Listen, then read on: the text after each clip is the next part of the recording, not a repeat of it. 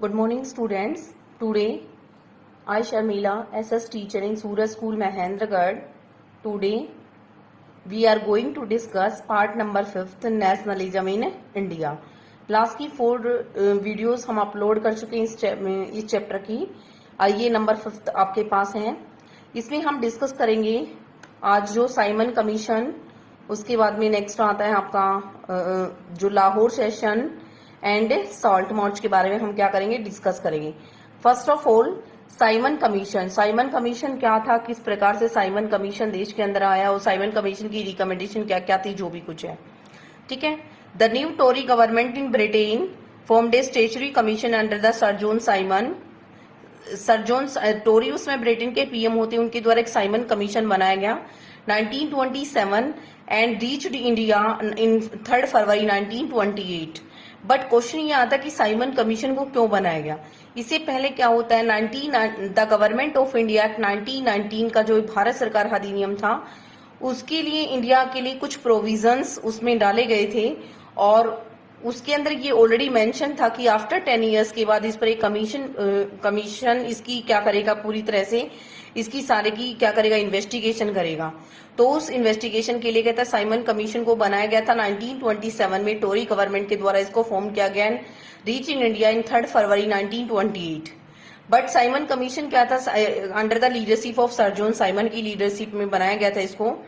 But Simon, इसमें problem क्या थी, साइमन कमीशन वो जो oppose by the Indian member, सारे के सारे जो इंडियन पब्लिक के द्वारा साइमन कमीशन, जैसे इंडिया में एंट्री होती साइमन कमीशन की, इंडियन पीपल के द्वारा साइमन कमीशन का अपोज किया गया। बिकॉज इसका रीजन क्या था, the problem was that the commission did not have a single Indian member and all were British, so the people call this commission a white man commission.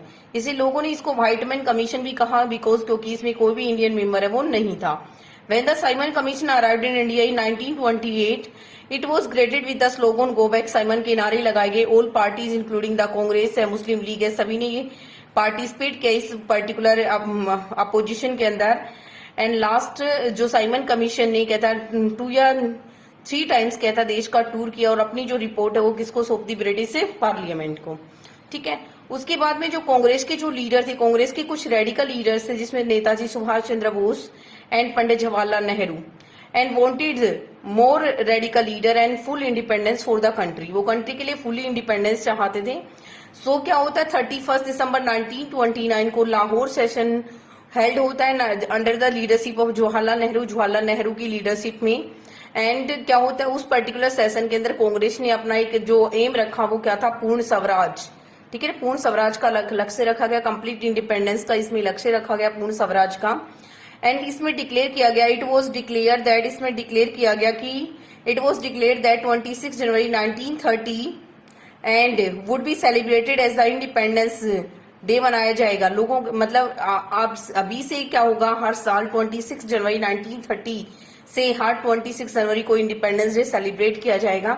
हम अपने आप को इंडिपेंडेंट जैसा क्या करेंगे, फील करेंगे, ओके। तो ये कई बार आपके मोस्ट कॉम्पिटेटिव एग्जाम या दूसरे प्रकार के एग्जाम होते हैं, वहां पर क्वेश्चन आता है कि पूर्ण स्वराज का जो एम है कांग्रेस के पर्टिकुलर किस सेशन के अंदर लाया गया था।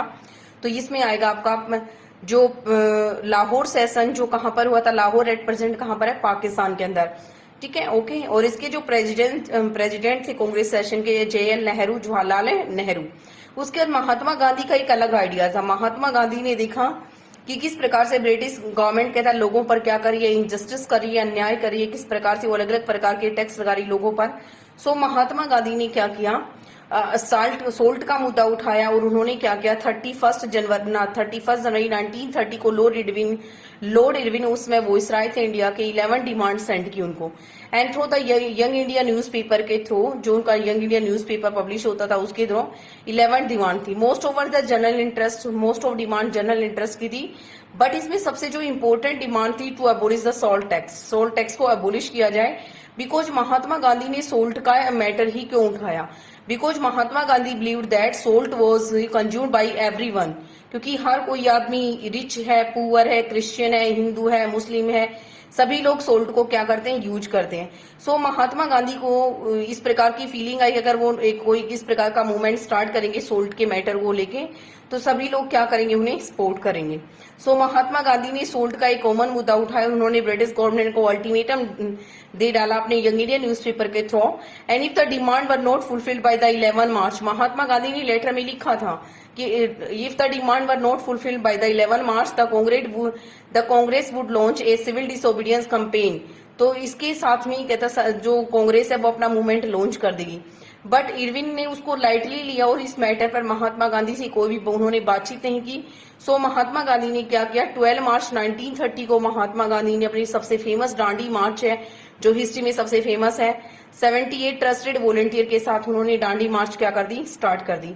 और महात्मा गांधी जो टोटल उनकी ये दांडी मार्च थी, उनके जो आश्रम था साबरमती में गुजरात में, आश्रम से लेके दांडी तक, दांडी कोस्टल टाउन था गुजरात के अंदर, वहां तक की उन्होंने क्या की, पैदल यात्रा की। और 240 मील्स की यात्रा थी। हर रोज कितना चलते थे वो 10 मील्स।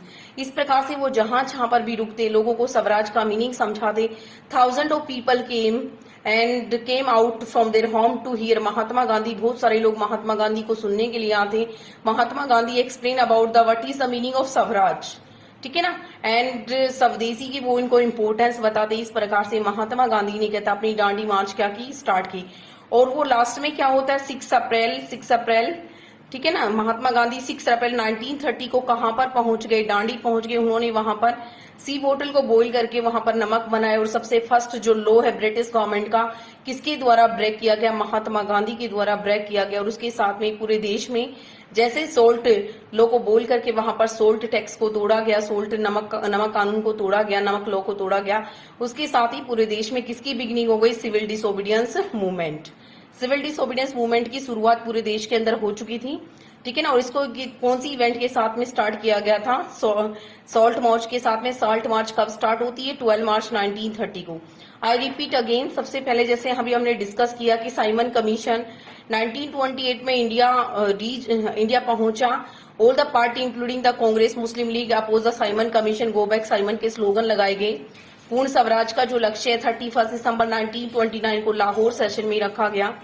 और उसके बाद में पूर्ण स्वराज के लक्ष्य के बाद में अगला जो स्टेप कांग्रेस ने लिया महात्मा गांधी की लीडरशिप में, वो क्या था, सिविल डिसोबीडियंस मूवमेंट, जिसकी शुरुआत सॉल्ट मार्च से होती। महात्मा गांधी के द्वारा जो फेमस दांडी मार्च है वो स्टार्ट की जाती है 12 मार्च 1930 को। इससे पहले उन्होंने इरविन को 11 डिमांड भेजी 31 दिसंबर 1930 को थ्रो हिज मैगजीन के द्वारा। उन्होंने इरविन को डिमांड भेजी अपनी मैगजीन के थ्रू, जिसमें 11 डिमांड थी। सबसे मोस्ट जो इसमें इंपॉर्टेंट डिमांड थी वो क्या थी, to abolish the salt tax. इसे आगे हम अगली नेक्स्ट वीडियो में करेंगे। Thanks and have a nice day.